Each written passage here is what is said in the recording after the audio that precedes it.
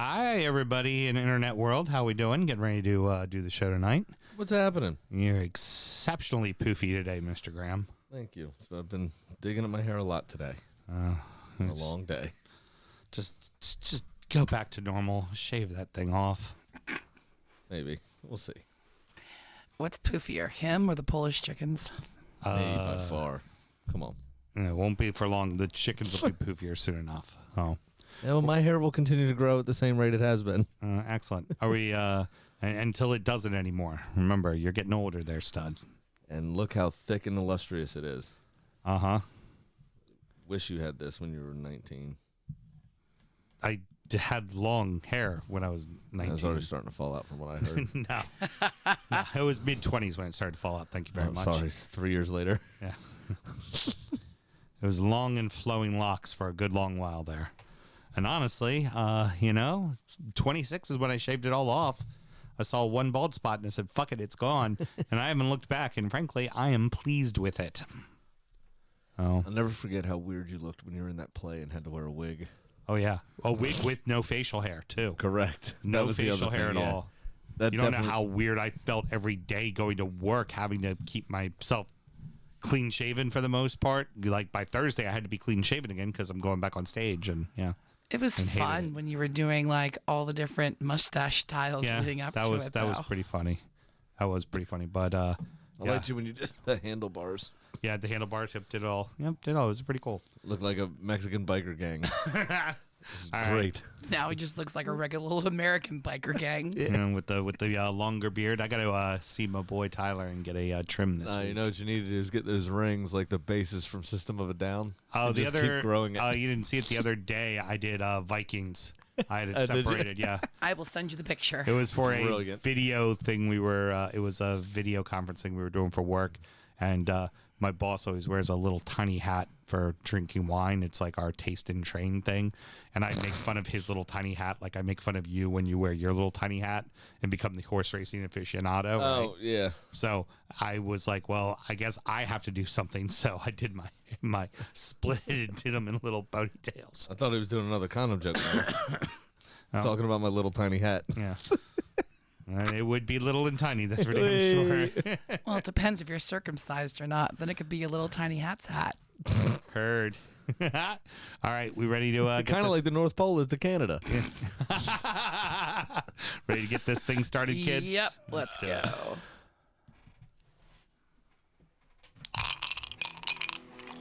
Hey, it's Brad Parker, Crystal Palace fan, and you are listening to the Drunkard United Football Show. It's a parade. You know it was a parade? Crystal Palace today against Arsenal Football Club. That was a fucking parade. You know what was nice is for a moment, I thought that we were just talking about his move, and then I remember the goddamn result today. Yeah, that's why we're doing it. Sad. It is very sad. Let's start the show. Born in the land of Bowie, Maryland. Bred to be a fan of fucking Everton. Punch you in the eye and drink your rye. Sam Houston. Sam Houston? Arsenal fans have another Sam. AKA the fucking Gooner Graham. Snub of my lord. Looks great in shorts. Sam Graham, hey. Sam Graham. Fucking United!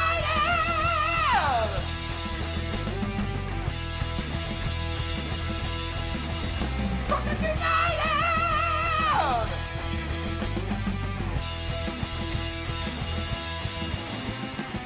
Hello and welcome to the DU Football Show, a completely biased recap of the English Premier League as told by two common American schmucks.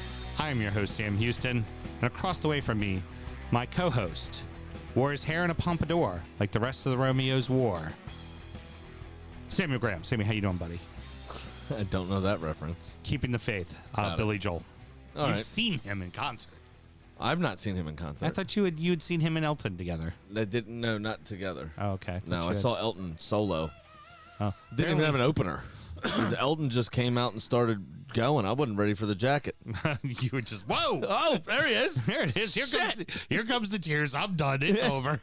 I did cry for most of that concert. Yeah, well, I would imagine so. It's a close tie to you and the old man. And it was like right after he died. He died when I was 29. That was my wife's 30th birthday present to me. Yeah, well, it was coming up on a year when the concert actually took place. And I can tell you this much: you want to have any man get a little waterworks going.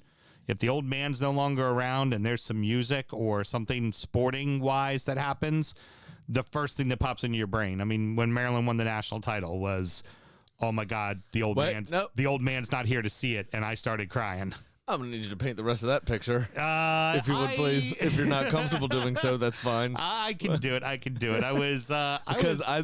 It's the context in which that makes it phenomenal. I was in DC Central serving weekends for not drinking responsibly. We'll say that. And I was a younger man before I was in the business that I'm currently in.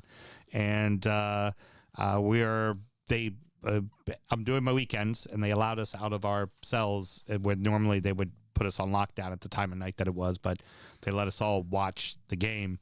And I'm watching the game, and Maryland's about to win the national title, and I'm holding back tears, trying not to sob, because this is something the old man would have loved, right? Like, and I look over, and there's one guy looking at me. He's got a little bit of tear to his eye, and he's like, "It's okay, man. It's okay. It's all right if you do." I'm like, thank God. Tears started rolling. You're just trying to hold it down, trying not to get sold for 3 packs of Cools. Yeah, exactly. Yeah, that is exactly brilliant. what happened. We're recording at the DU Public House just outside the nation's capital. You can check us out on all podcast platforms. Please be sure to rate, subscribe, review, and share with a footballing friend. Should you want to chat with us, there is many ways that you can. Mr. Graham, tell the good people how they can get in touch. Absolutely, I can do that. It is at DU Football Show on all the social medias and dufootballshow@gmail.com to get in touch via email. Fabulous. Sam and myself both work in the wine and spirit industry and both have a deep, passionate love for all things distilled spirits. So as the red-blooded Americans we are, we vow to have a drink in our hand throughout this show and every single show.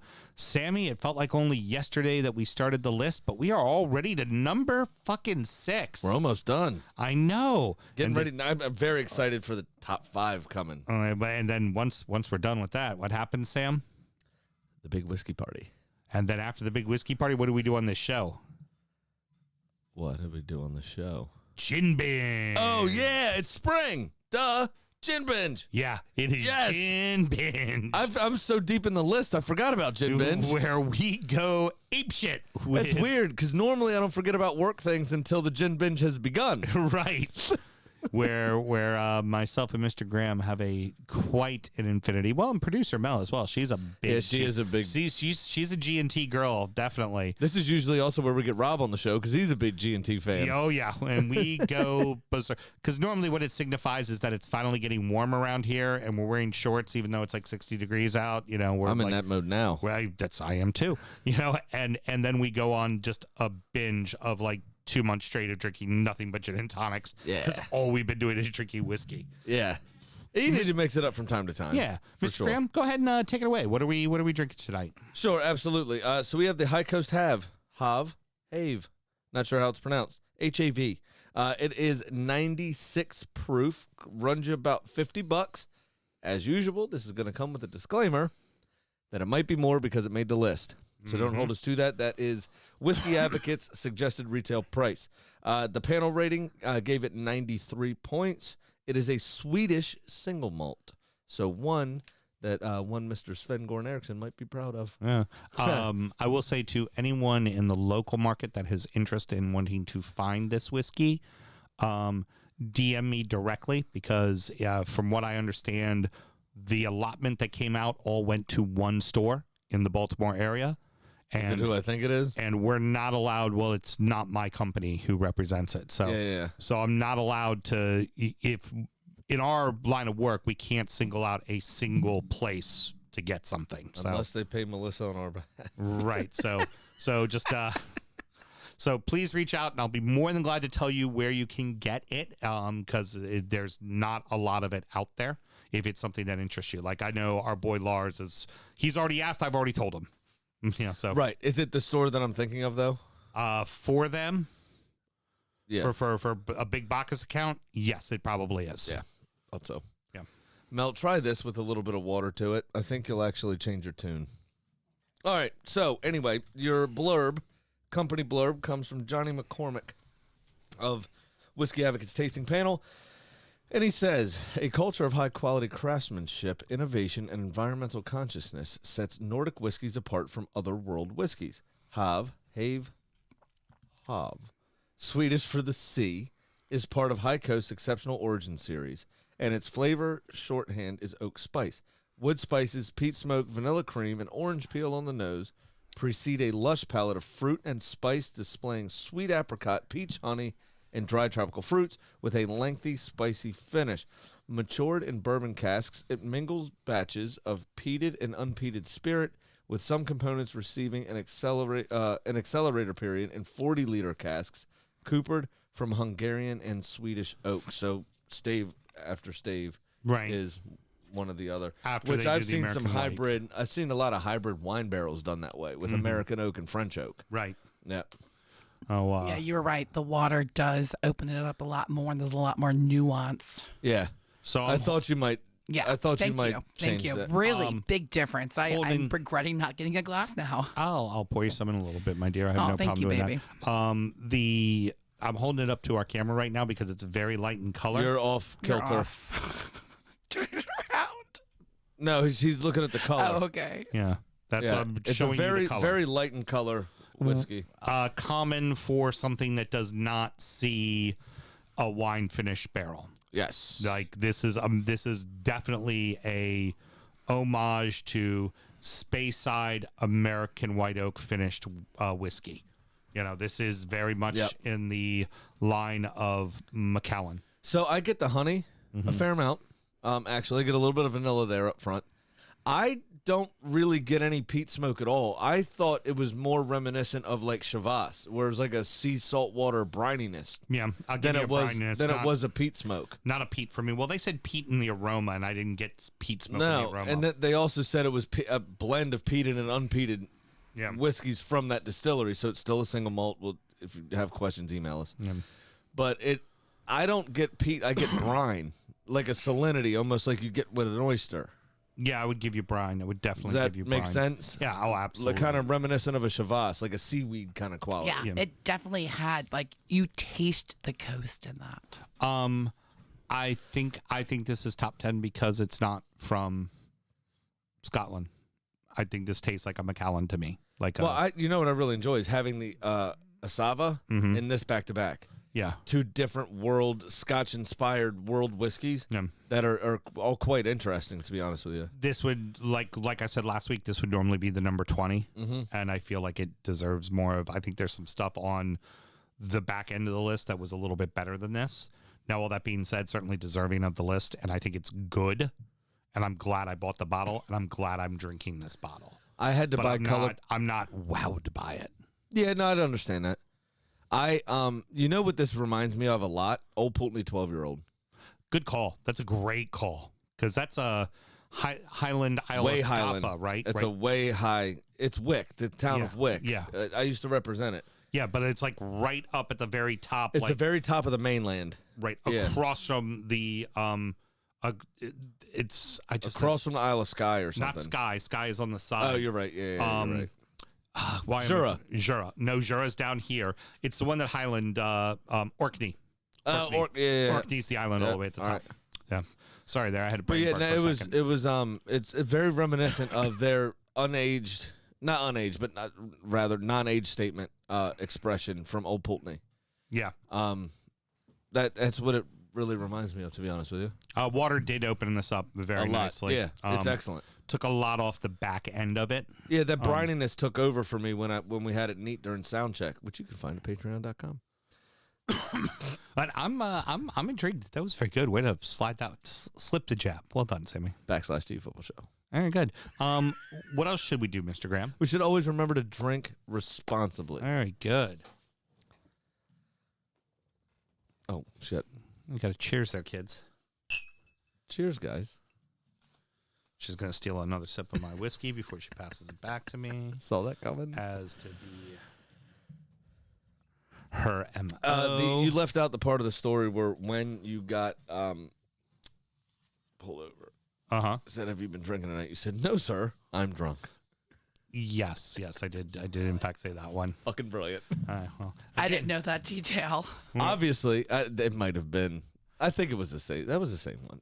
Anyway, you should always remember to drink responsibly. I'm learning things. Always remember, this is 30 years ago. Always. No, stop it. You know, it's 2. And I said that in the first one when I was an even younger man. And I was trying to avoid having to say that. So thank you very much for both of you grabbing me by the back of the pants and the top of the shirt and throwing me directly under that bus going by. I will say that Sam has grown up since those days and fully adheres to my recommendation to drink responsibly and does so now, and everything is cool. Thank you. I appreciate that. Not a problem. He's a least. responsible salesman. He does his job. Fucking everybody calm down. YouTube, don't get your panties in a bunch. It's okay. Yeah. Sattery.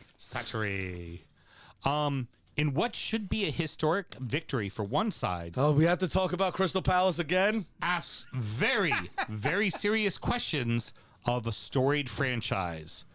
You're off the hook till later, Sam. Good. Brentford 4, Chelsea 1. Bees score 4 unanswered after Chelsea goes up to start the second fucking half. Wow, what a game. What a game. What a game. I say what a game, but I do want to take exception from the performance from Chelsea in the first half. In particular, horrendous. Absolutely pitiful. And it was very obvious they got a bollocking at halftime by Thomas Tuchel. That being said, those first 3 minutes for Chelsea in the second half were excellent, and their best 3 minutes for the entire game. Yeah. But it was a lot like the Sweater Song by Weezer. Pull this thread as I walk away. And what was it, 4 minutes after that Rudiger thunderbolt? Right, which is funny because it kind of took like this, the center back from 25 yards out to hit a worldie for them to finally be up against a team that they should just be housing in their building. Yeah. Housing in their building. They haven't lost to them in that building. Now, granted, Brentford hasn't been in the league with them, but it isn't since the 30s. The fucking 30s, man. I think it was 1939. Yeah. My bad. Long That's day okay. at work. We keep being awake there, killer. Long day at work, I told you. Yeah. So I also something very funny, just to quickly note, somebody calling into a radio show earlier that I listened to, kind of taking the piss out of Antonio Rudiger, said that he his legs are too long for his body, and everything he does just looks funny, like almost like a bottom half of the body caricature. Got it. Understood. Which made me laugh. And then I think to some of the clearances and this shot in particular, he did look kind of goofy, which was delightful.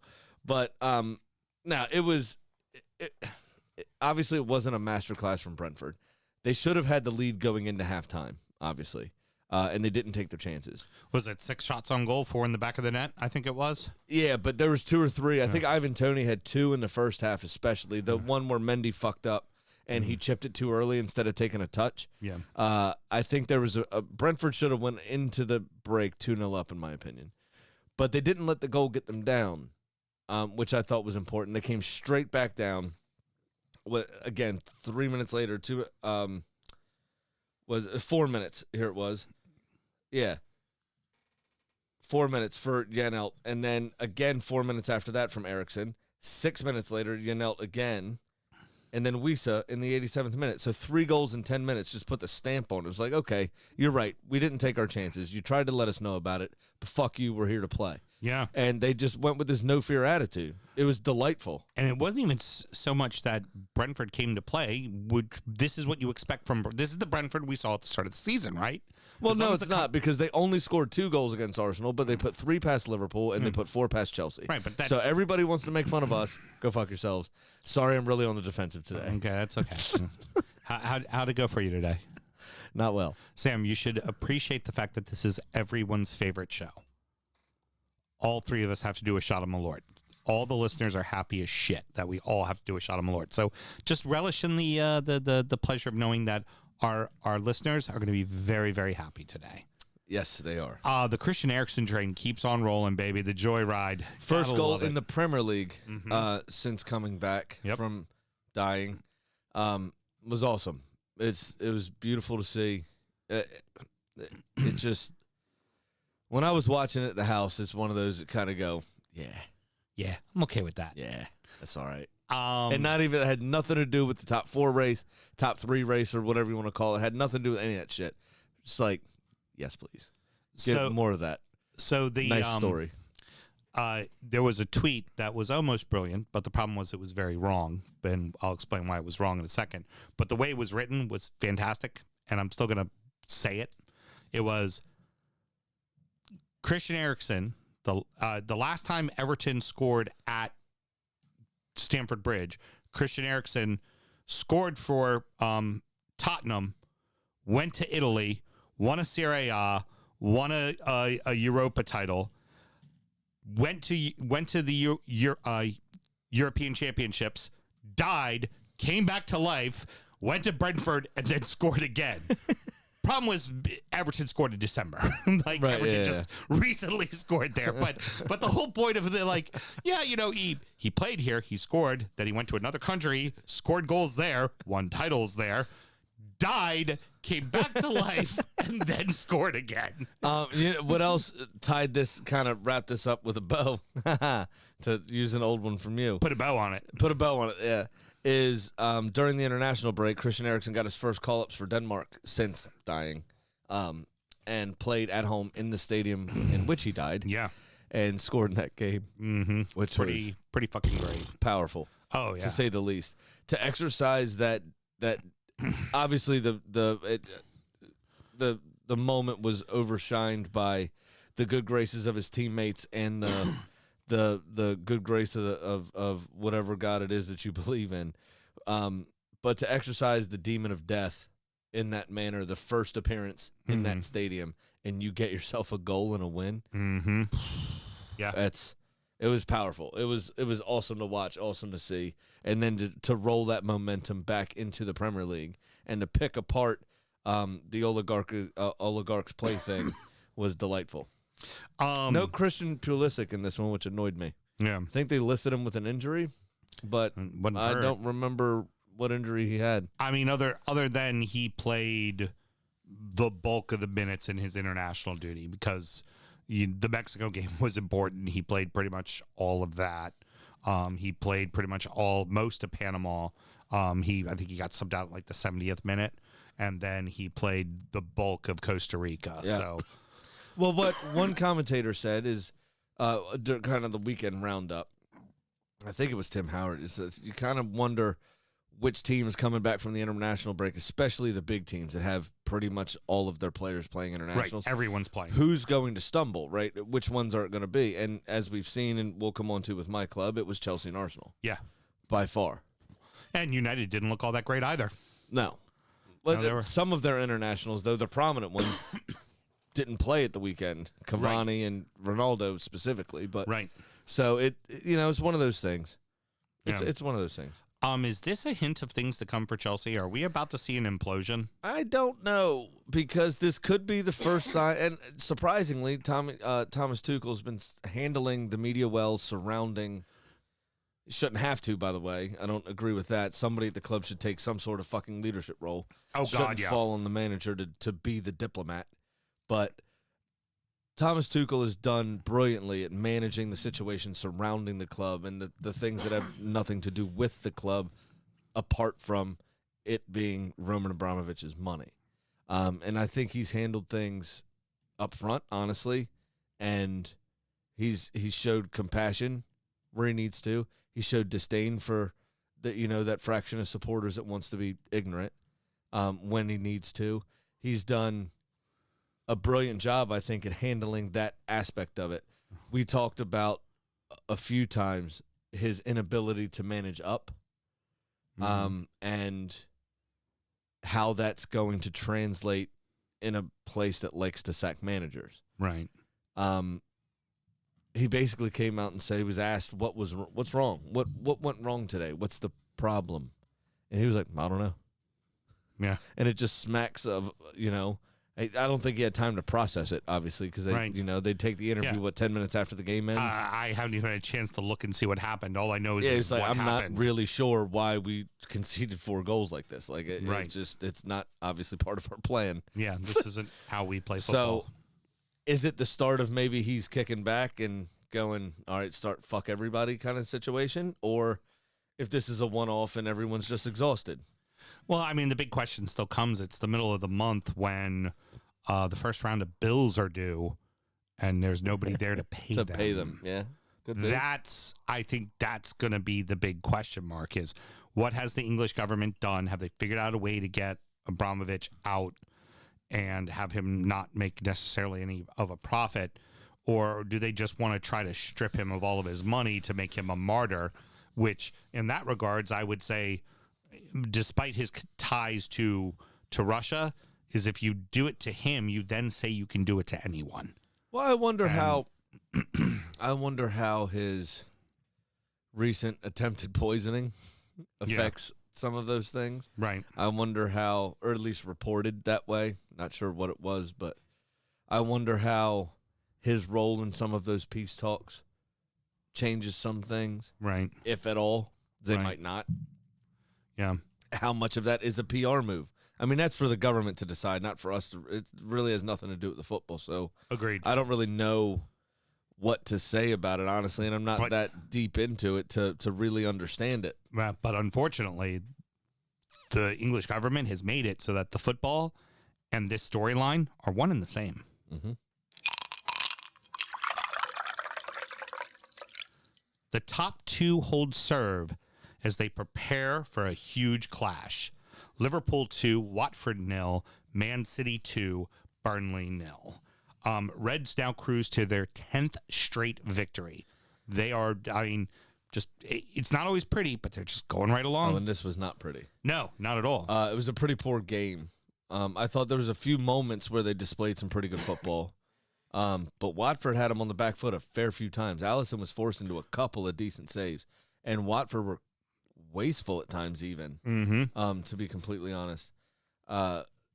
20 shots by Liverpool, just 3 on target. Completely unlike them. Very unlike them. That's close. I'll say more like Brighton. Not exceeding them, but close to Brighton. Yeah, we will be getting to that one.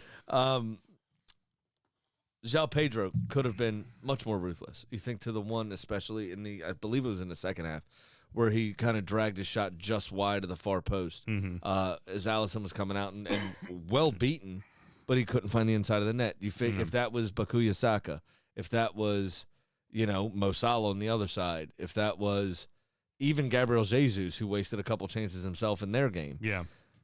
You figure they score. Probably in the back of the net. Right. Raheem Sterling, the form he was in, he scores that. Yeah. And this is what separates, the middle of the pack from the bottom of the table, and it's what separates the top of the table from the middle of the pack. Yeah. Is somebody that takes those chances consistently and with, reckless abandon, rather. I do think it's worth mentioning Ben Foster with the worldy point blank at the end of the first half that he came on completely across the goal onto his chest and got off. That game could have been a lot different going in at halftime at 2-0. Watford might have folded, but they didn't, and it was all Foster to save. Going. Yeah, they kept 100%. Going. And this is usually, it takes Roy Hodgson. I almost said Roy Kent. It's still on Wednesday. No, it takes Roy Hodgson's kind of tactics and mentality to get into a team. A fair few weeks, but once they do, they become a pretty well-oiled machine. And we've spoken the last couple of weeks about how organized Watford's been and how hard they're becoming to break down.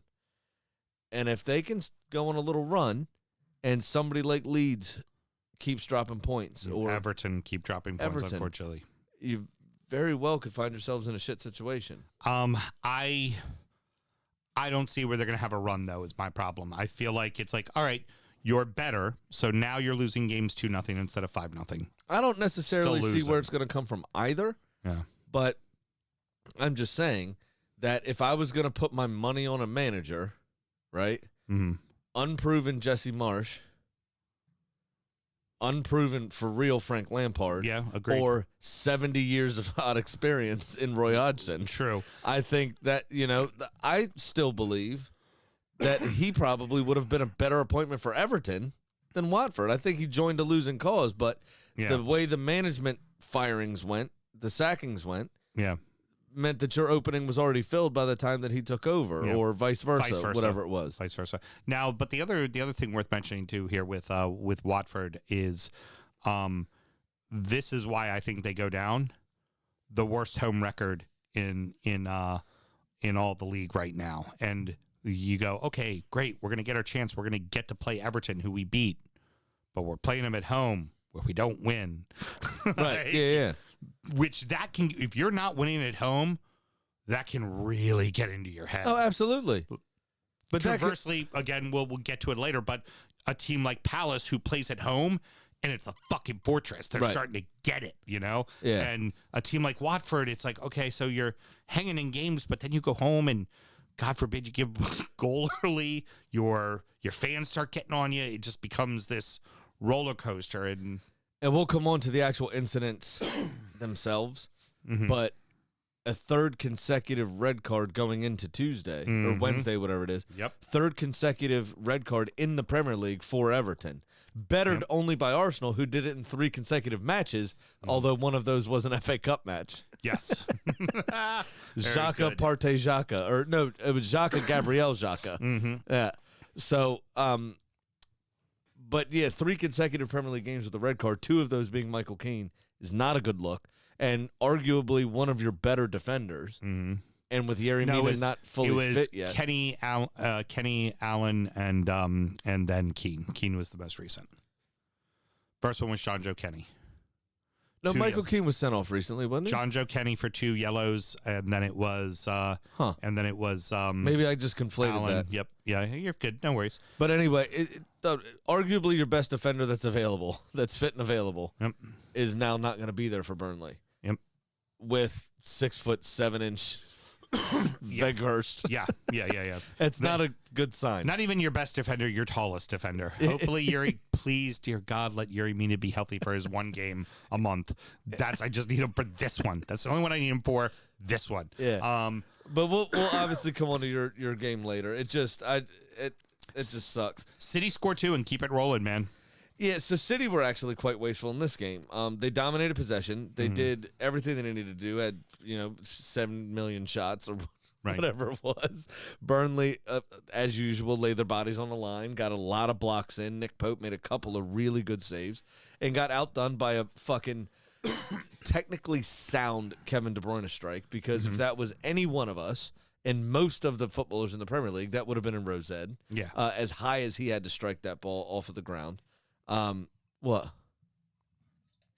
Oh, just reading the comments. Rob Holmes, what the fuck is wrong with Sam Graham's hair? That is full on Johnny Bravo. Yep. Do the monkey. Well said. Then he adds on, I figured it was one of Mel's baby Polish chicks was co-hosting until he opened his mouth, which didn't take that long, if I'm to be honest. Oh, I love you, but you're a cunt. Graham, go ahead and say it. Say, damn, I'm pretty. Damn, I'm pretty. See what you all miss if you don't check out the video on YouTube, Twitter, Facebook, and in our Facebook Drunkards United group. Oh, by the way, it was a penalty in the Liverpool match. Everybody expecting me to go, oh, no, not a penalty. He grabbed hold of him and he tackled him to the ground. Now, my only question would be is let's see consistency with this on... I mean, this was a rugby tackle, though. If Ruben Diaz was doing it, or if Virgil van Dijk was doing it, let's make sure we're calling it that way, which happens and we don't call it. So, but you're talking about the Cucho one, yeah. But it was in Liverpool. Yeah, it was a penalty. It was no doubt about it. So, anyways, back to City. They dominated the game. Loads and loads of shots, loads and loads of chances. But they were wasteful. And Nick Pope made a fair few saves, as I said. The one strike by Kevin De Bruyne was fucking brilliant, assisted by Raheem Sterling. And then Gundogan, assisted by Raheem Sterling. Pep did this with Bernardo Silva a couple seasons ago. Remember, he didn't play much in the first half of the season. It was all Sterling. And then Bernardo Silva came in, fresh legs, same position, dominated just as much. Yep. flip-flop that this season, where Bernardo Silva started the season as one of the best players in the league. It's had a break of about 3 months or 2 months or so. No, maybe about more. 5 weeks. A lot and more then Sterling, a lot more Mahrez. Sterling's been coming in and playing brilliantly, just as he was. Fresh legs, fits right in the system, of course. Everybody's super well drilled. And just really a professional 2-0 win. I would have liked to see City going on and get 4 or 5, and they could have if it wasn't for the blocks and Nick Pope, honestly. I think that is credit to Dyche going, hey, boys, we still have I can't stop fucking with it now because Rob said something. We still have goal differential. It was Taylor that added in with the Polish chicken remark. We still have goal differential on Everton. We have the match coming up this Wednesday. We need to make sure we get out of this with as little damage as humanly possible. Yeah. Normally, this team puts it on us. We can't let them score anymore. I guarantee you at halftime, he went, I don't care if we tie this match or win this match.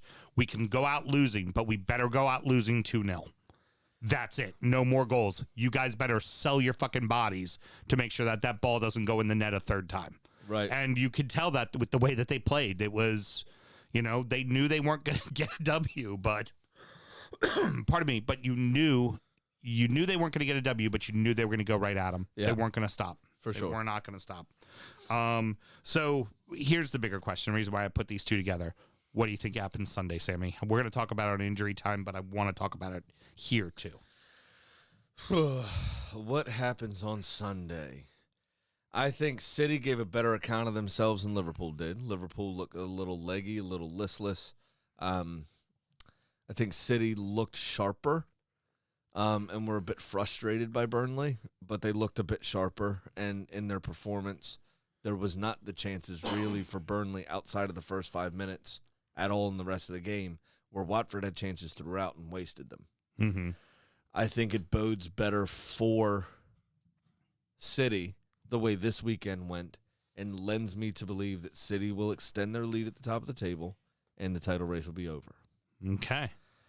But it ain't going to come easy, and there are players in both teams that could have a moment of brilliance that even if you dominated the game, you could find yourself on the losing end of it. I'd like to agree with you, but I don't. Okay. This is hard to say. It's fine. Is it at Anfield? No, it's at the Etihad. Okay. When you're not losing, when you're winners of 10 straight, you're just not losing. You figure out a way to win, even when you're shit, even when you don't necessarily deserve it. And City's figured out a way that if it doesn't go exactly the way they want it, they can fuck it up. And they fucked it up a couple of times. They've had a loss. They've had a couple of draws, games that they should have fucking won. And I hate to fucking say it, but I feel like Liverpool's going to come out more intense. Liverpool's going to punch them in the face first. And I don't know if City knows how to react to that. Heavy metal football, man. Scream, aim, fire. The other thing I would say is if you want to hear our full thoughts on this game, www.patreon.com/DUFootballShow. That's why you got pretty hair, because you're a fucking whore. Thanks, bitch. Rounding out the rest of the league, and so that happened. Brighton 0, Norwich 0, Leeds 1, Southampton 1.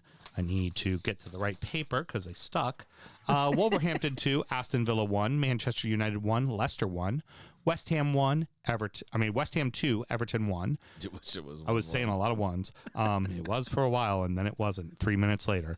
Tottenham 5, Newcastle 1.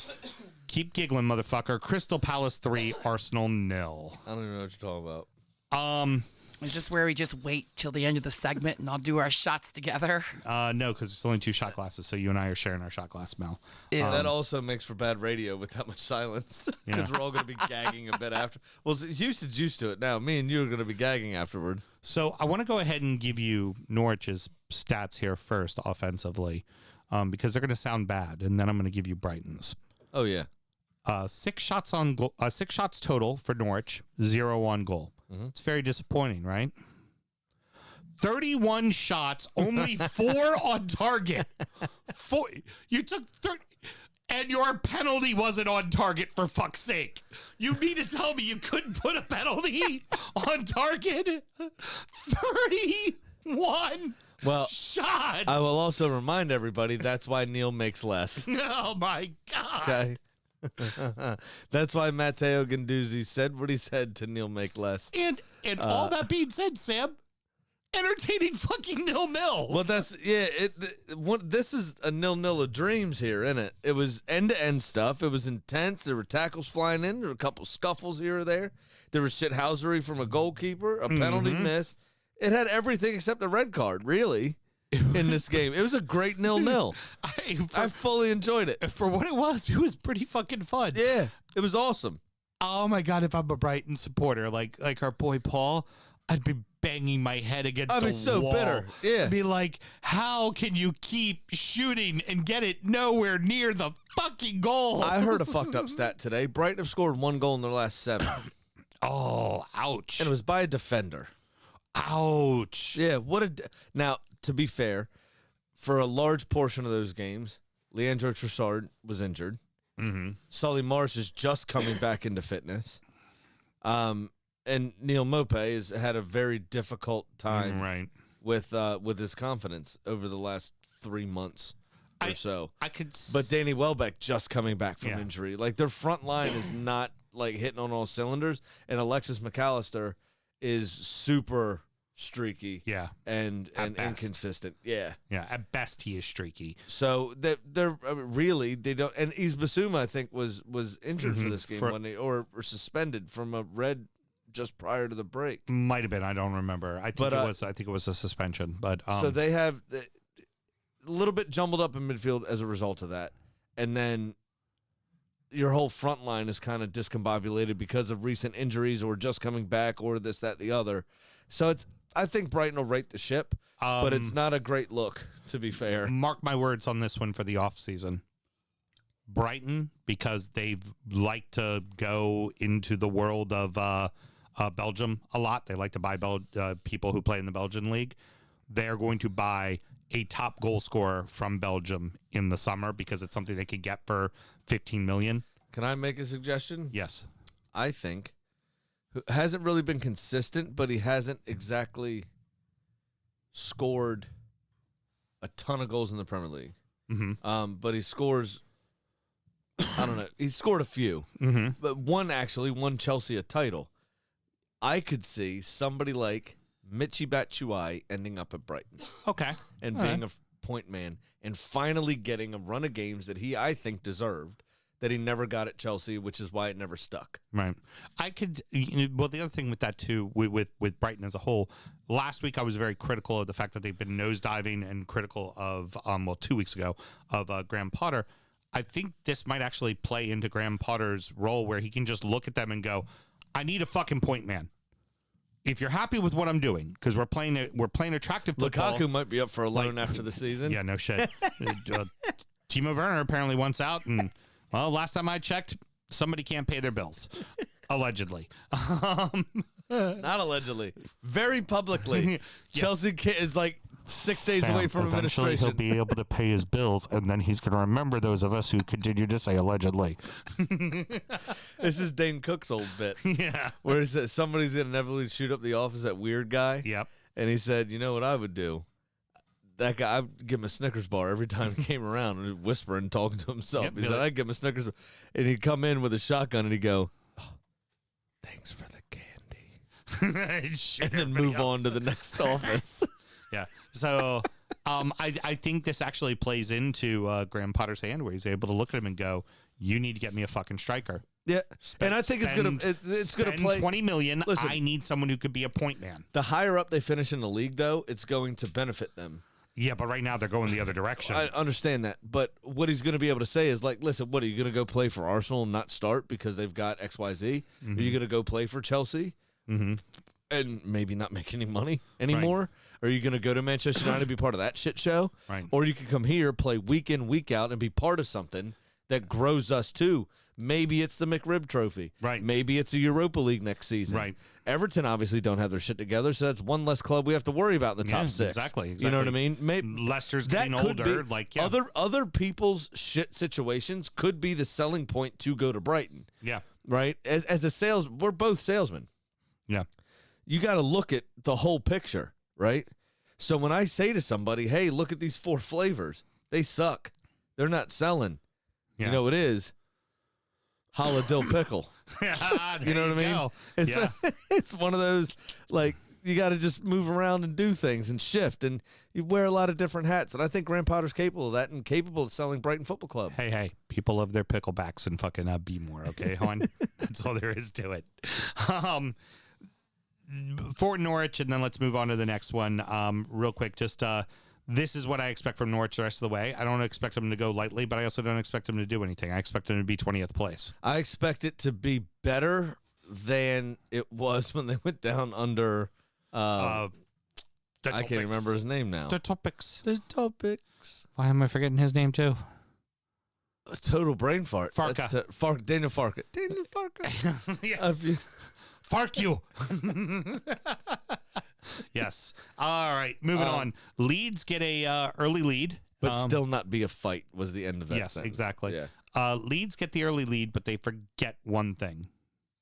Don't give away a free kick to James Ward-Prowse. Do not let James Ward-Prowse have a free kick anywhere within 25 yards of the goal. Like, just don't let it happen. Right after my all capitalized, a fantastic free kick from James Ward-Prowse, the next sentence, I'll read it verbatim, was, the one thing you absolutely don't want to do against Southampton is give away a 21-yard free kick just to the right of your goal. You're fucked. Yeah.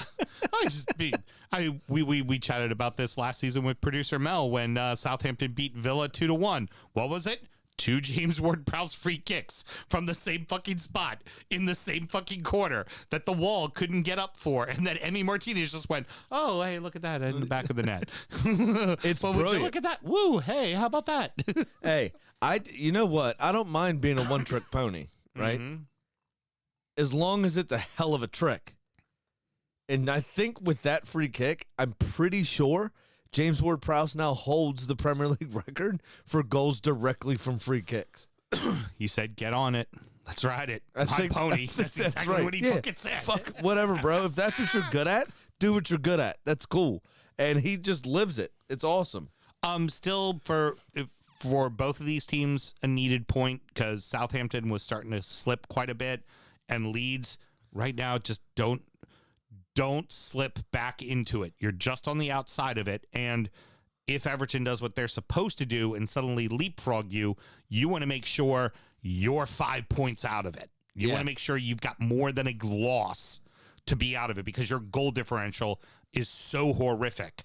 You need to make sure you've got a nice point lead there. And well, exactly, yeah. A point is a fucking point. Even though you wish you had gotten 3, you should have gotten 3 because you don't give up that free kick, you get fucking 3. Yeah, and I'm a little disappointed, honestly, in Fraser Forster in this instance. And I know you don't like when I criticize goalkeepers, but with his big mitts and how tall he is, when Rafinha did very well to keep the ball in, don't get me wrong, and he caused a bit of confusion there. Not the first time he's done that. But I think Fraser Forster could have judged that a bit better and just let it fly. Yeah. To be honest. Yeah. If he had let that go, there was nobody on the back stick. He didn't really get enough purchase on that ball, and he trapped it down, essentially, without catching it. To be put away. And Jack Harrison, fantastic reactions, by the way, to just stud the ball with the bottom of his boot into the back of the net before anybody had a chance to really react from what Forster did. So he really should have just let the ball go and reset himself and be ready for the save on the back post. You'll probably remember this from indoor. What was one of the things I would always tell you about, because you guys always wanted me to come off the line on corners, and I very rarely would. And what do you remember what it was I would always say? No. If I wasn't 100% that I was going to get it in my hands and catch it, I wasn't fucking coming out. Yeah. I was not going to throw my hands up for it if I didn't know. And do that shit. It was gone because it could slip through my hands. It could, like, if I didn't feel like it was going to, and normally as a keeper, you learn how to judge a way a ball curves and what it's doing. If you feel that you're going to have to put your hands on it to knock it away in any way, shape, or form, that's putting the ball still in play. So unless I know I'm getting my mitts around it and bringing it in, I'm not coming off the line. Interesting I'd rather you bring that up. Couple games coming up here where that happened exactly in. Yeah. Yep. Oh, next one. Wolves just roll over Villa, and Villa are now losers of 3 in a row, Sammy. Well, by the numbers, it was a pretty even game, but I didn't get the feeling that it was an even game. It did not feel like watching an even game. It felt like Wolves were on top for most of it. That was the last 20 minutes of possession and attack from Villa at the end. Well, it was all right, Wolves. Like the stats said it was even as fuck. But it's one of those. It was messy. It was very, very messy. It's one of those where you can find a bit of solace in the fact that Ezri Konsa doesn't normally make those mistakes. Right. And that was fucking hysterical. Oh, yeah. That first goal. Now, it was brilliant, the commitment of the Villa lads to get in front of a few of those chances in the middle of that whole passage of play. And what a strike from Johnny to fire that into the far corner is fantastic. But then also right after that, Villa looked a mess right after that goal. Oh, yeah. They could not seem to get it together. But the only thing funnier than Konsa's slip was Ashley Young's attempt to put that header out for a corner and ended up heading into the upper 90s. Hey, what are you doing? Hey, as we like to say, Sam, Ashley Young did a perfectly weighted header, kissed it just off the bottom of the post and into the net. Problem? Wrong net. Exactly. Wrong fucking net. He got low, got under it, just right off the rolled. I mean, it was perfect. It hit the post and rolled down the net. It was so gorgeous. Problem?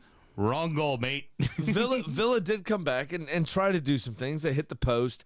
Jose Sa made a couple of good saves. They forced him into all that kind of stuff. Ollie Watkins should have scored. Put it wide. Yep. A similar chance to the one I spoke about before with João Pedro for Watford. Yeah. And dragged that shot wide.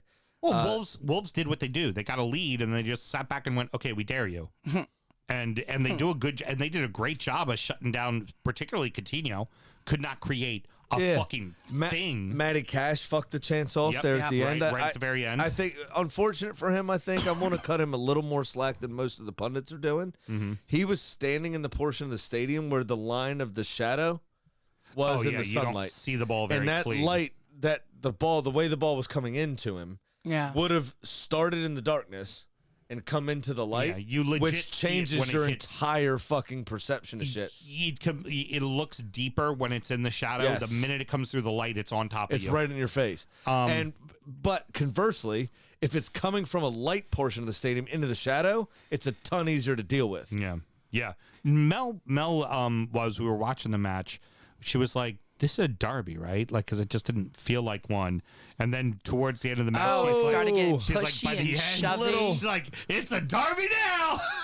So pushy and so shovey and almost broke into blows in the last, minute of extra time? Yeah, so the Watkins penalty was gorgeous. Kissed off the post, hit the other post. Oh, yeah. Jose Sa went the wrong way. Yeah. Very sexy. And then... where'd it go? Just shithousery ensued after that. It was very funny. Oh, here it goes. Everyone seemed to worry more about fighting than equalizing for Villa. Yeah. That's what I said. It was delightful. Yeah, I love it. I get up for that shit. Right. That's what I used to do. Because I was the shit house. Marcel, this one was funny. But it's too late in the game. No, there's a foul, right? The ball gets kicked wide near the sideline to Marcel. Marcel's got it on his foot, right? Sitting there waiting with it on his foot till the Villa player walked up to him, kicked it 30 yards down the field. Yeah. Immediately, ref comes out with the yellow card. It was like he was sitting there just waiting, like looking at the ref, be like, "Okay, you know what you're about to do, right? You're gonna go ahead and give me a yellow card for this shit, because you know what I'm gonna do?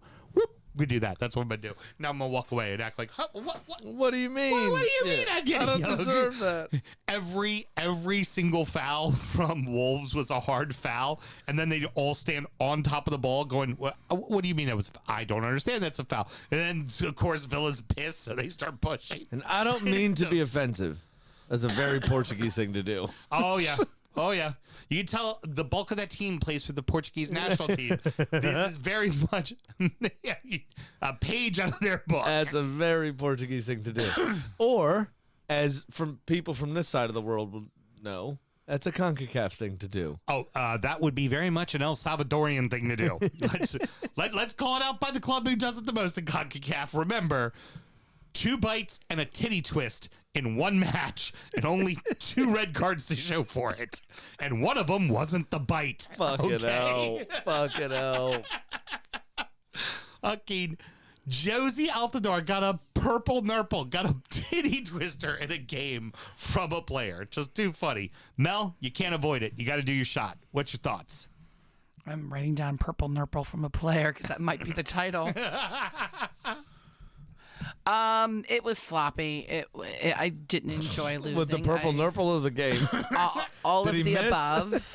I mean, I guess the only positive is that we kept Wang out of the box, and I didn't have to listen to your bad jokes this week. So, cheers to that. I so wanted Wang to come in and score it. He missed one, and I was know. going to be like, Wang finished on Villa. That would have been the best. Ooh, Villa fucks, but it was Wang who finished on Villa. Oh God. Been a while, huh? No, been I a was while. sucking on a Halls because my cough. What? And Halls and Malort. Oh, That's a really. I didn't the even constant think world about to that. find a chaser. Hey, Mel, I'm going to need that glass because we only have 2 shot glasses, Here, and you and I I'm gonna share put the other spit. Halls in it. So you get the same experience. With a little extra punishment. They deserve it. Good news for the Foxes. They're starting to get defensive players back. Fofana, Cassagna, players that they've been missing the entire season for the most part, which is nice to see. Other than that, there's really not much to say. This is kind of a shit match. Yes. It was. Which one are we talking about? We're talking about Manchester United and Leicester City. Sorry about that. I was trying to find Pat's email because that's coming up. And there it is. Yeah, so United are a fucking shit show. And they showed it again. They don't know what they're doing. This 4-2-2-2 does not work. Mm-hmm. We figured that out. That is by far the takeaway from my experience with this game is it's been, 12 games now? Yeah. And you can't find any consistency. Maybe it's time to drop your dick and do a different system. Yeah. Maybe, imagine this. Look at the players you have as a coach and find out what system fits them, what suits them. Right. Because they had their best situation under Ole, I think, playing a 3-5-2 with Dallow and Luke Shaw a bit more elevated up the field and playing a 3 at the back with Varane, Harry Maguire, and someone else. Yeah. But they refused to do it. And I'm cool with that because I fucking hate them.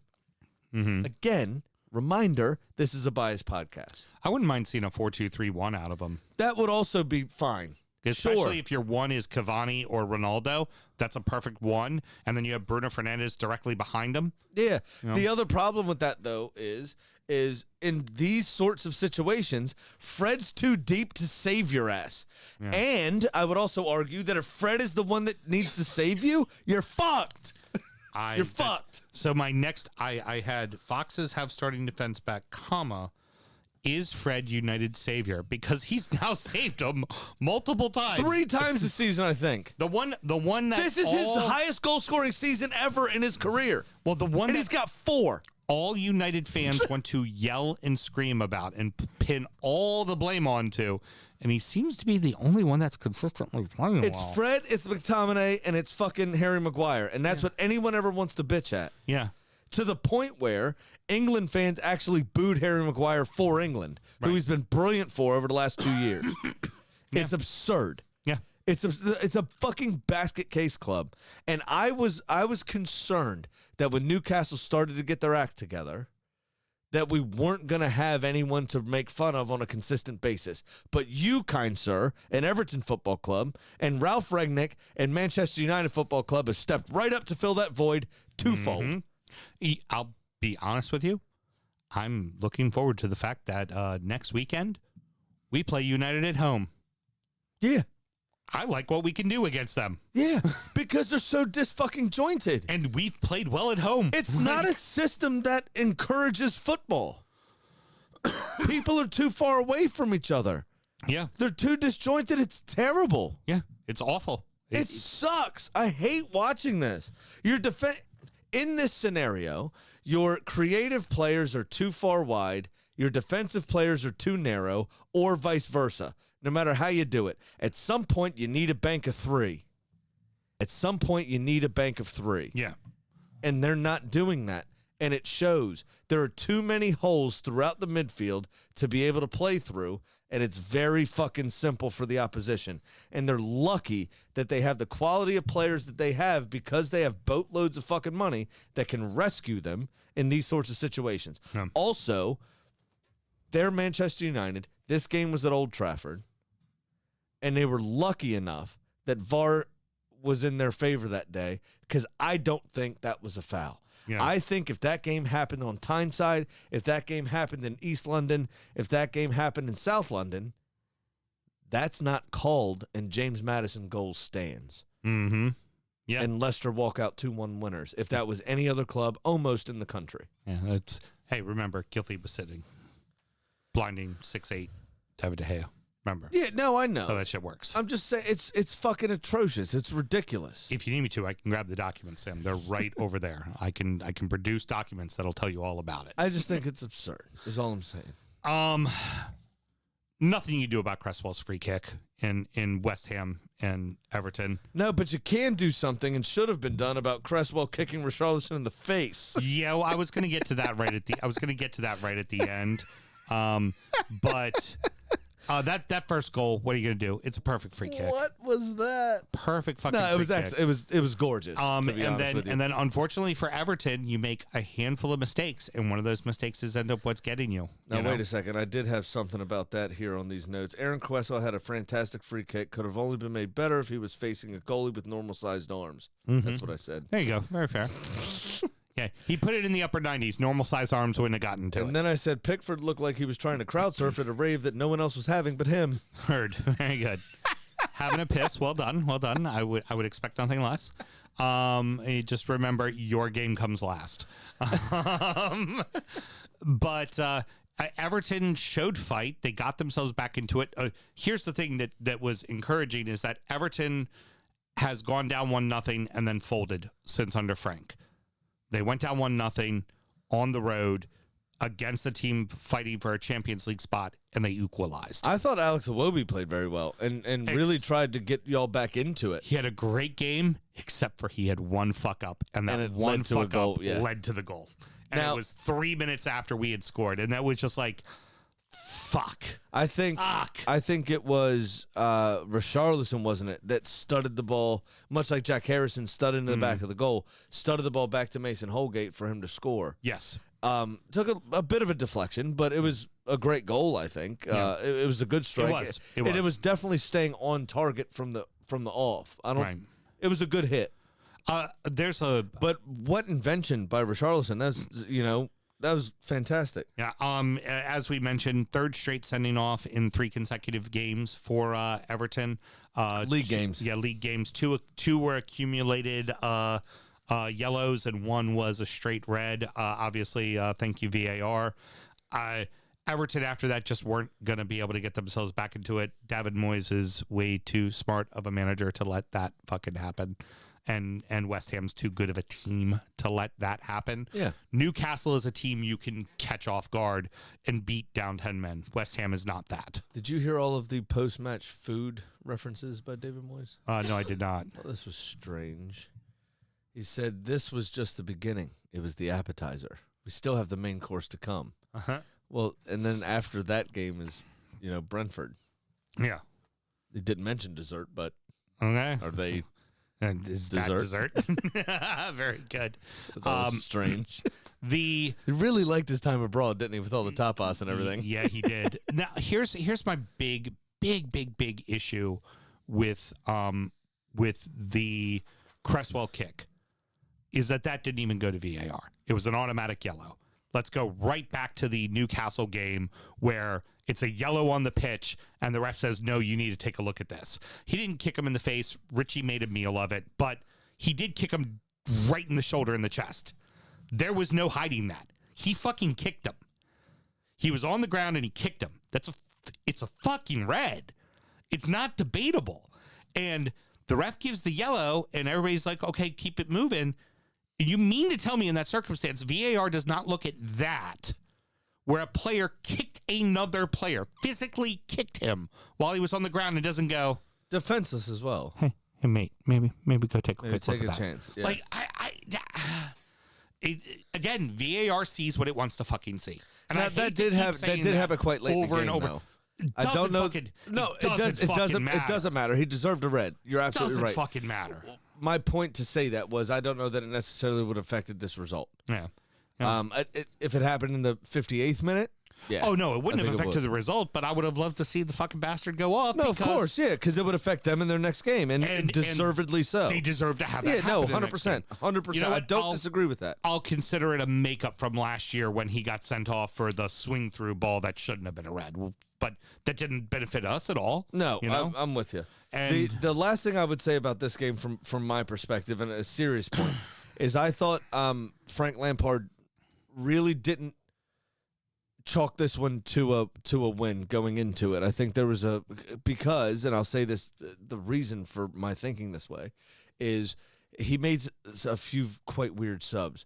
Mm-hmm. Now, I know that Dominic Calvert-Lewin just came back from injury, but he's your best chance to score right in this situation. And if you think you can get something out of the game, you leave him on the fucking field. Right. Despite Burnley coming up, because they've been in relative shambles, especially for their standards defensively, where I think you could put Richarlison in the center of midfield, put Townsend out wide, Iwobi or whoever. Townsend's out for the season. That hurt. Yeah. Okay, so you put Dele out wide, or so you piece together a front three that I think could still work and do something against Burnley, and you sacrifice maybe the presence of Dominic Calvert-Lewin in that situation. Where you don't necessarily need your top goal scorer to beat that team. Right. So I thought there were a few weird substitutions that maybe even the manager didn't have the confidence that you would be able to beat West Ham or get anything out of the game anyway. Well, I find that very strange. It's very simple, and I've been saying it for a while now. It all comes down to Wednesday, and I'm still not terribly worried yet, but we lose Wednesday, Sam, I'm worried. If we lose Wednesday, I'm very fucking worried. I hear you. And there it goes. Boom goes the dynamite. The only reason why that doesn't taste so terribly bad is because yours is right around the corner. Yeah. Great. Can't wait. And it's also paired with this. Don't look now. Spurs are getting hot. I didn't want to talk about this game. Because who's in fourth now?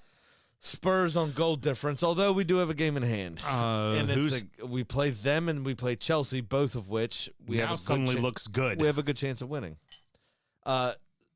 Obviously, Spurs' early dominance was kind of surprising that they found themselves behind. Right. The Spurs were absolutely killing it. And then surprising who they found themselves down to as well. Mm-hmm. Because Fabian Schär went on a tear a couple of seasons ago, but hasn't scored many goals amidst these injuries that he's suffered over the last season and a half to 2 seasons. And all of a sudden finds himself in a situation where he's scoring again and scored just a few weeks ago as well. Yeah. So I think Spurs will find themselves a bit hard done by that. But it worked. It was Fabian Schär scoring off of a free kick as well. Right. Which is also quite strange. And then Newcastle decided that, hey, we're good. We can play with these people. And they played right into Spurs' hands and allowed Spurs to Spurs, which is basically giddy up Horsey and counterattack on Son's back and Harry Kane's passing ability, and went on to score 5 unanswered, obviously. Did exactly what they did to us. Exactly what they did to us is what they did to Newcastle.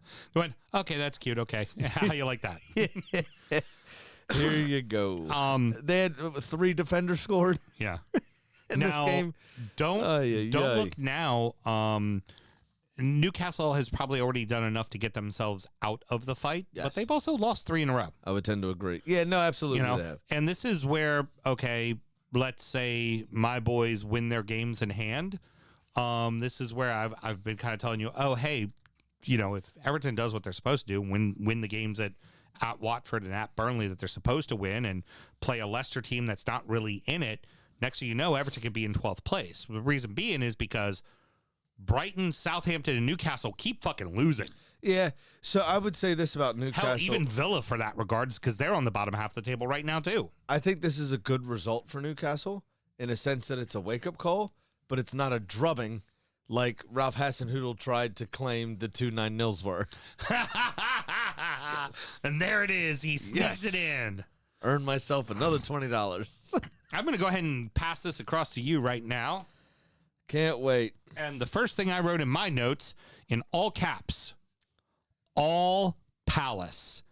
This was Palace from start to a little bit of the second half where, you know, you showed a little bit of life, and then they beat you. Yeah. It was really difficult, this game. I think when we played them earlier in the season, Conor Gallagher was injured. And I think he did a lot to disrupt what we wanted to do and how we play out of the back. Obviously, because of his high energy, I think everybody else was lifted by his presence, and we ultimately succumbed to it. These are the growing pains that I've spoken about multiple times with having a young team, and now I say that obviously against the backdrop of Palace having lowered their average age as well by a lot, but having Patrick Vieira, who's had more first-team jobs than Mikel Arteta has. Mm-hmm. It's a bit harder than Mikel Arteta. Maybe scared the players into playing well in general. Oh, I think, as you and I talked about last week on Injury Time, that Vieira had this game circled. And if they could get out to an early lead, which they did, he was going to fancy having a day against you. It was a bit of a weak penalty that was given away. The third one, yeah. Eddie Nketiah hit the angle of the goal as well. And there were a few good saves made by the Palace goalkeeper early in the second half. Great, of course. So there was a few chances that Arsenal did have to get back into the game, but ultimately it was their own problem. And Patrick Vieira saw the weaknesses and exploited them brilliantly. Yeah. And that's ultimately what it boiled down to. This is a growing pain, not indicative of a wider problem. Yeah, fair enough. I'll say that. And cheers to Mikel Arteta. And I'm going to take the shot for you in honor, not disrespect, because you're doing a hell of a job, man. Trust the process. What I see for this one, you had a really It's been a while. You've had a couple of piss poor showings. You had a bad showing against Villa, but you figured out a way to win. You had a bad showing here, and you got throttled. Sorry, not throbbed. Throttled. We got throbbed, Mel. Throbbed. That's for injury time. It's throttled and robbed together. It's his magical left foot. What can I say? Hey. But this was a match where looking at... Wait, nobody scored with their left foot. Oh, Mateta put a good one on target. Yeah. But looking at... I would rather look at, say, like Palace in this situation. Palace is starting to do what a mid-table club does. A team that is that 10th to 8th place. You hold court at your house. You tie City. You beat Spurs 3-0. You beat Arsenal 3-0. You're starting to you're beating the teams that are below you in the table in your building. They're starting to learn how to become a regular, steadfast, good professional club in this league. Yes. As opposed to a team that's going, what's going on behind us? Oh shit, thank God we did enough to stay alive. right. You know? And Yeah, absolutely. and all of that credit goes to Vieira. Now the problem is they got younger. And next year they'll probably sell everybody and lose Vieira. Well, they also have a couple of loanees in that midst as well that may go back to their clubs, especially someone like Conor Gallagher. Conor Gallagher, rather, because Chelsea might not be able to sign anyone. That's this very summer. true. They may still be sanctioned. So someone they already own may be a great replacement for somebody that might leave to cover expenses. Good news, they own about 40 of them. Sure money.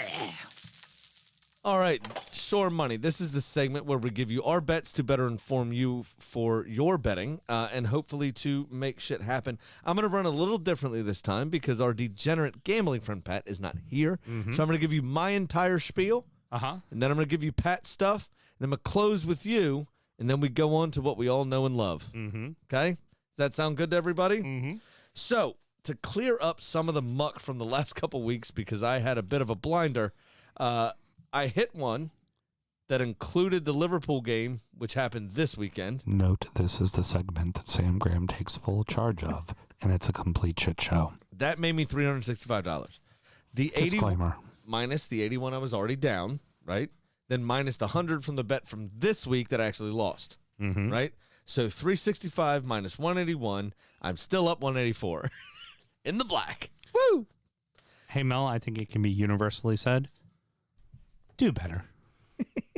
So this week, for me, I have a 3-game parlay, which is going to be gorgeous. It is Everton to beat Burnley, which I know you're mad at me for. Wolves to beat Newcastle and continue their little bit of a run here. And Arsenal to bounce back against Brighton because even if they shoot 48 times, they're not going to score a fucking goal. Heard. Very good. So take that up yours. That will win me a resounding plus 1,272 crisp U.S. dollars. So who do you have winning again? Everton winning? I have Everton winning, I have Wolves winning, and I have Arsenal winning. Very good. Yeah, Excellent. I think it's going to be good. I think that'll work. And now, because Pat is fast asleep in his lovely little bed, I'm going to read out his email. Excellent. Go And for it. now, it's time for our degenerate gambling friend Pat's Pick of the Week. Speaking of doing better, don't walk all over the fucking sound drop, Houston. Christ. Fucking hell. This is my turn to drive the bus. I'll need you backseat driver to shut the fuck up for a minute, I will ya? need to learn a lesson or two, don't I? All right, now Pat's email, and he writes in, so, another winning week! Exclamation point, exclamation point. No need to rub it in, cunt. I am up $1,652. No one needed to hear that either. At this point, I would really have to fuck up to be in the red by the end of the season. That's the words of a dying man, isn't it? So this week, I'm going to place a parlay on both of the late games on Saturday and Sunday. First, I'll take the Tottenham again over Aston Villa at plus 118, and that number's probably going to keep coming down. It opened at plus 160. And Sunday, I'm going to take Manchester City over Liverpool at even money on a $152 bet that would pay me $510, which isn't a bad payout. You guys have a great week, and I'll send you an email from sunny Florida next Monday. I'm off to Universal Studios and will most likely be standing in some line during the show. Talk to you later. I guess Well somebody said. didn't spring for the jump the line passes. Yeah. Well, With all that money in the bank, he I- could have bought the jump the line passes. I was going to say, with But- all that money not in the bank, because he probably spent a bunch of the family vacation money on losers during the NCAAs. That's probably fair. That's probably fair. So, Sam, kind sir, why don't we get on to what you got going on this week? All right. So, missed on the over because for some reason City decided not to score 5 goals on Burnley for the first time in the history of fucking football. And Phil Foden got taken off at halftime because he was fucking it right off.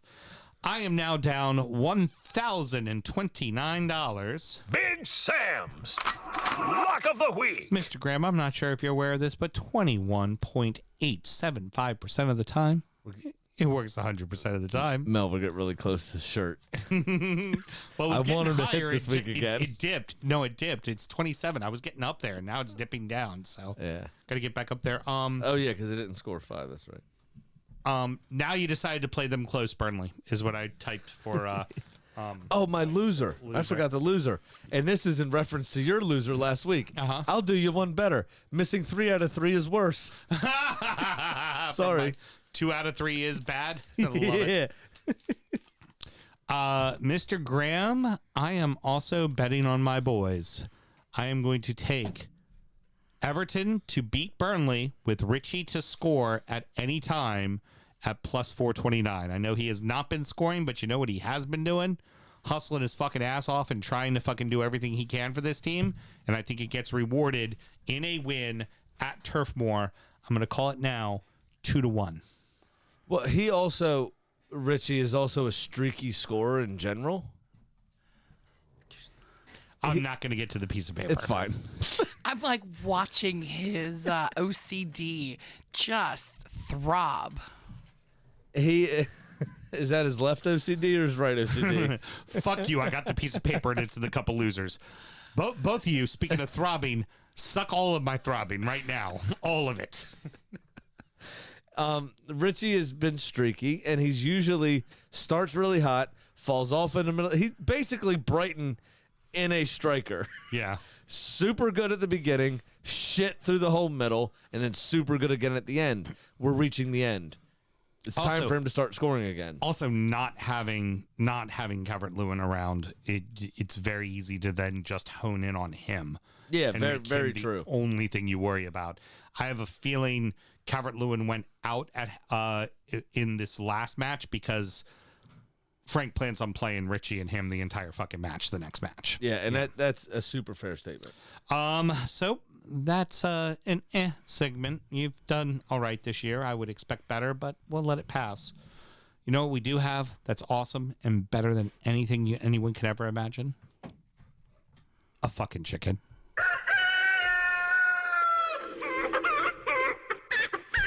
Well, Kitty missed on Villa and sits at 15 and 12. And so as I went up to see the girls, Rita was standing at the door of the coop with a cell phone in her wing.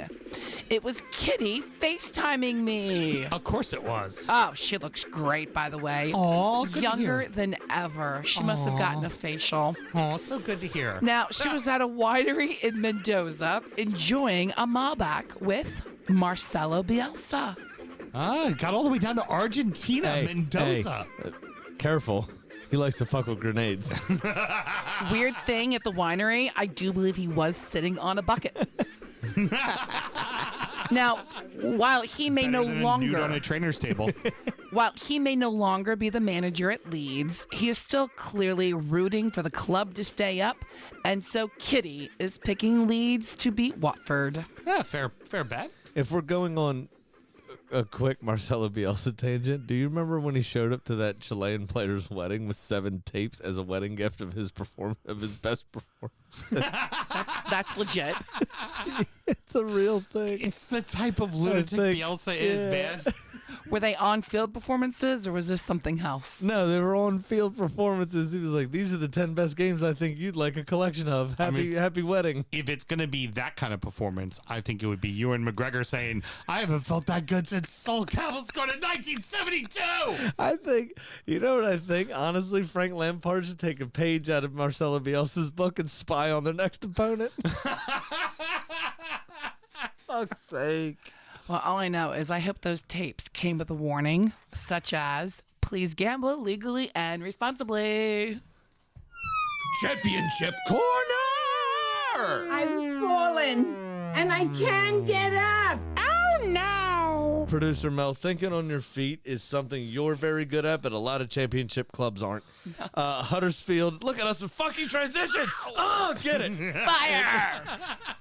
Hot fire. Hot fire. Take it back to darts. Hey, Sam. Bang. Huddersfield on Friday, April 1st, April Fool's Day, beat Hull 1-0. On Saturday, Nottingham Forest put the Stones to Blackpool 4-1.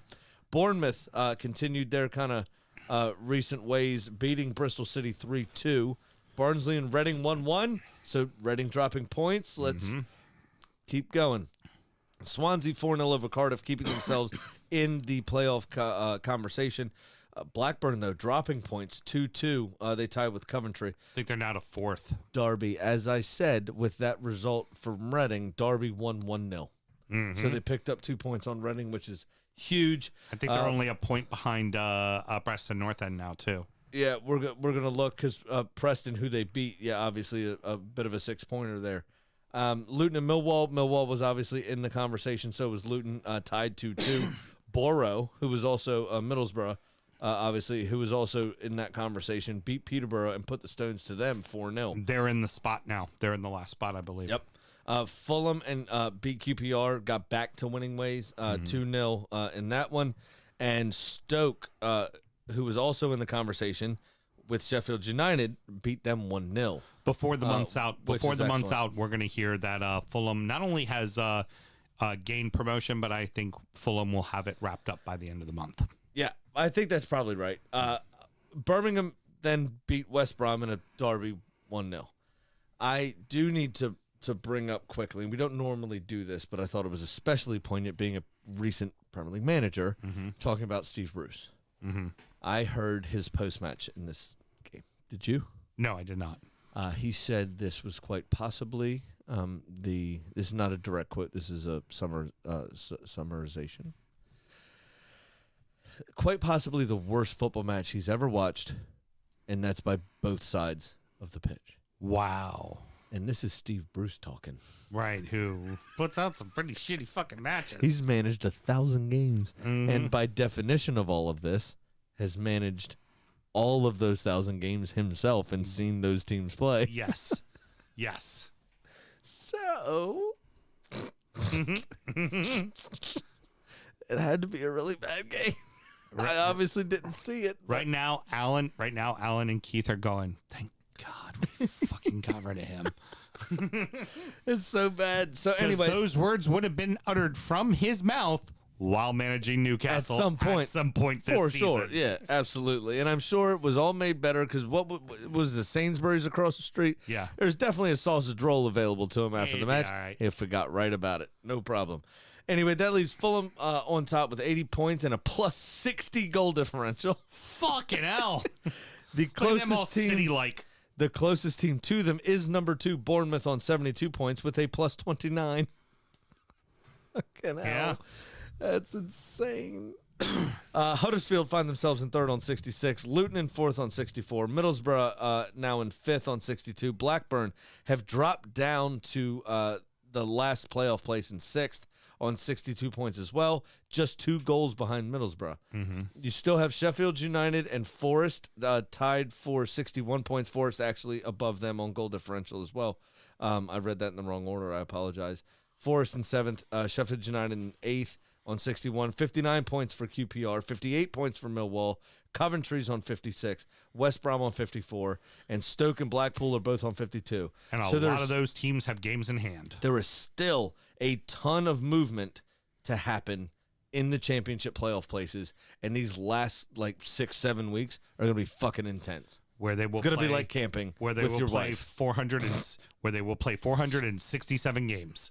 That's all there's left. That's it. Yeah. We're coming to the close of the championship season. Right there. The home stretch, 467 games left.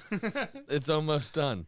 I do want to reference the bottom of the table where Derby are off of the bottom. Again, Peterborough have now slipped down to a minus That's right, 48 Peterborough, not goal Preston, differential. Not Preston. Sorry. A minus 48 goal differential on 26 points. Derby are on 28 points with only a minus 6. However, Derby have played 40 games. Mm-hmm. Everyone around them has only played 39. They got 8 left, right? It's 48 you play in the championship? Correct. So they are 6 points back from Reading, who are in 21st on 34 with a minus 29. And Barnsley, I think that is, on in 22nd place on 29 points with a minus 26. Mm-hmm. So we always talk about goal differential being a massive, massive thing. If you look at this here, like I said, Derby are 6 points behind the last safety spot from Reading on 34 points, right? The goal differential is 23 difference Derby to the good. Yeah. So if they win 2 games the rest of the season, right, and lose the rest, and Reading don't win any, which is entirely fucking feasible, Mm-hmm. Derby will stay up. Yep. Their goal differential, even though they'd be tied on points, will rescue them in the league. What Derby And that's saying really, that Barnsley and Peterborough don't get their act together, which we don't expect them to. what Derby really needs is they need all those teams in the middle of the pack that have a shit ton of games in hand to hurry up and get their games over and done with, so they don't have anything to play for when they play Derby. And I would also like to mention, That's what they need. because of their obvious point deduction, I like to do this little game. Mm-hmm. They sit on 28 points currently. They have a record of 12, 13, and 15. They would have, 36? That's 49 points. They would be sitting right now comfortably in 17th place with no threat of relegation. Yeah. Yeah. I also want to now rule out Hull City as relegation candidates, as they have 41 points with only a minus 12, 7 points clear of 21st place Reading. Yeah, they're probably So safe. it is going to be those bottom 3 or Reading that go down. Yeah, there's And no doubt that's about it. Yeah. No doubt about it. Pretty much over from that situation. Excellent. Well, that's going to wrap it up, boys and girls. Sammy, any parting words? I don't think so. Nobody was really like huge cunts this weekend, although there was a bit of crowd trouble up in Scotland, but I don't know that it really deserves mention. Heard. Because the Old Firm was this weekend. Yeah, there's always going to be a bit of crowd trouble. And when there's, Buckfast and an Old Firm, shit's going to happen. What are you going to do? Might jab a cunt, It's just going to happen. 20 Mayfields. 20 Mayfields. 20 Mayfields. Got some chilies. I'll be fine. Alrighty, that's going to wrap it up, boys and girls. It's an inside joke that never gets old for Graham or I or the Patreon listeners. Hey, I have an idea. Yeah, what do you have an idea? No, let's go out on that. Again, we've done it like 3 times. It's perfect. All right. Yeah, I'm not debating that it's not perfect. I'm just debating that we've gone out on it a bunch of fucking times. Next up is Injury Time, where we will recap the beers we've been drinking throughout the show. We're going to preview the weekend's action in the English Premier League. Only one extra game, but it's a biggie. And we're also going to talk about our adopted clubs. If somebody wanted to find out how to get Injury Time, Sam, how would they go about doing it? For the last fucking time tonight, Sam, it's patreon.com/DU Football Show, and you sign up to that one beautiful $5 tier, and you will get both of our extra shows, Sound Check and Injury Time, where you hear about our weekend and actually our sound check, which ends up being quite funny. And then affectionately known as DU After Dark, where there's a lot more sex jokes and a lot more football talk. Also our beers. And just an overall great time. And you get a chance, everybody. It's a great way to support the show, help keep the ship afloat. You can also help out by checking out the DU Drip Shack. Link is on all of our social medias at DU Football Show. If you're watching us here on YouTube or any one of the social medias currently live, please share with your friends or check out our live check-ins at halftime throughout the weekend as well. And all of that, just little tiny things, a quick thumbs up, a quick share, really helps out what we're doing here more than you could possibly think. So till next week, everybody. Good night. Help fund democracy by visiting those pages. Saturday. Patriots.